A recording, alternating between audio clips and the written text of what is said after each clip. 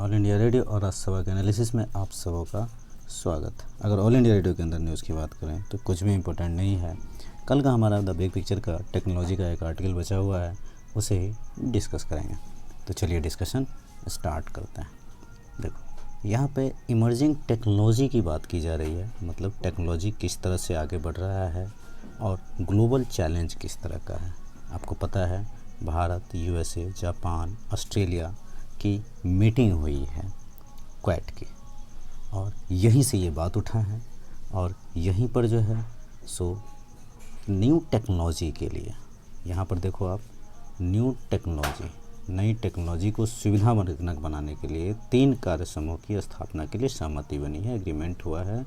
ये working group launch किया गया है, quad vaccine experts group, quad critical emerging technology, ये 3 बातें हैं।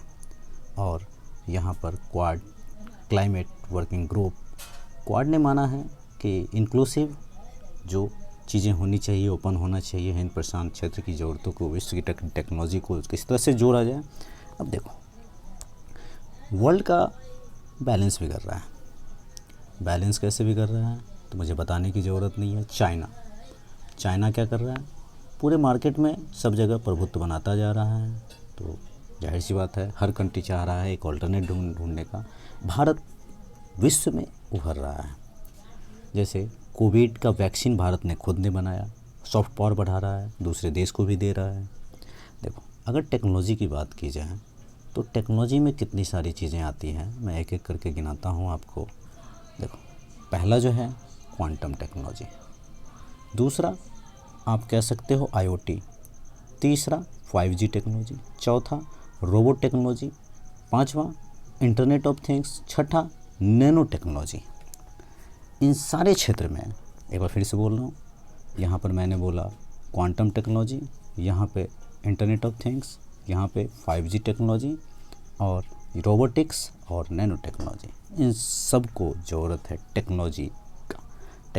और अच्छा कैसे हो, जैसे चाइना का आरोप लगता है साइबर अटैक का, तो इन सब को भी रोकना है। देखो, critical technology as a emerging technology, दोनों एक दूसरे के पहलू हैं।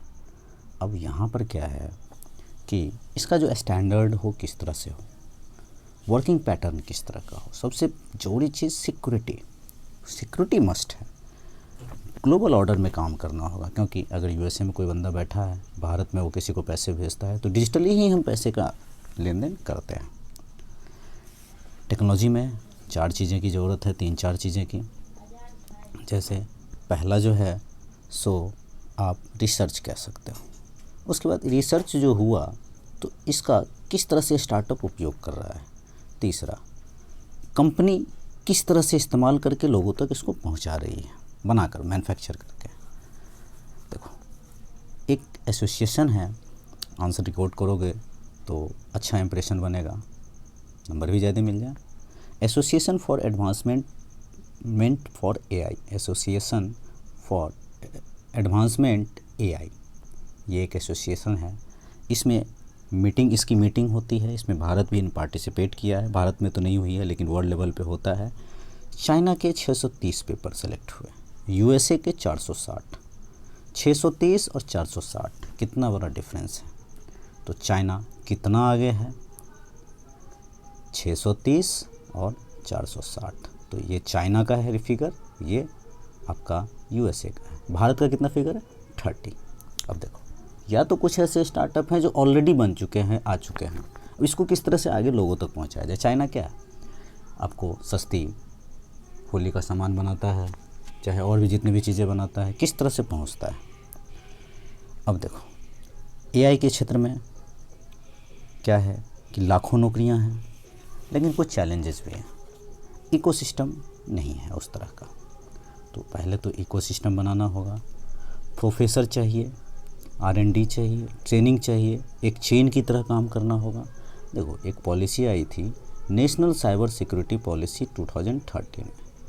इसमें कहा गया था 5 साल में 5 लाख सिक्योरिटी प्रोफेशनल की ज़रूरत होगी, मतलब जॉब जनरेट होंगे। लेकिन कह तो दिया गया, लेकिन इसका इंफ्रास्ट्रक्चर नहीं हो पा रहा है। अब रिस्क फैक्टर भी देखना होगा क्योंकि बैंक वगैरह में या फिर डिजिटल टेक्नोलॉजी में बहुत सारे नुकसान भी होते हैं। आईआईटी या एनआईटी से ये तो पूरा होने वाला नहीं है, एक मिशन मोड में काम करना होगा, ह्यूमन रिसोर्स बढ़ाना होगा, बजटरी एक्सपेंडिचर बढ़ाना होगा, गवर्नमेंट को भी साथ लेके चलना होगा, स्टार्टअप को साथ लेके चलना होगा, कैपेसिटी बिल्डिंग करनी होगी, डिजिटल टेक्नोलॉजी को और आगे बढ़ाना है। तो एक सिक्योरिटी का इशू है, एक प्राइवेसी का भी इशू है, तो प्राइवेसी पे भी ध्यान देना होगा, लेयर टू लेयर वर्क करना होगा, सप्लाई चेन, इंडस्ट्री वाइज और गवर्नमेंट वाइज दोनों साथ में मिलके काम करना होगा, तब जा कर के हम इस इमर्जिंग टेक्नोलॉजी को और आगे बढ़ा सकते हैं। तो आज के डिस्कशन में इतना ही था। Thank you.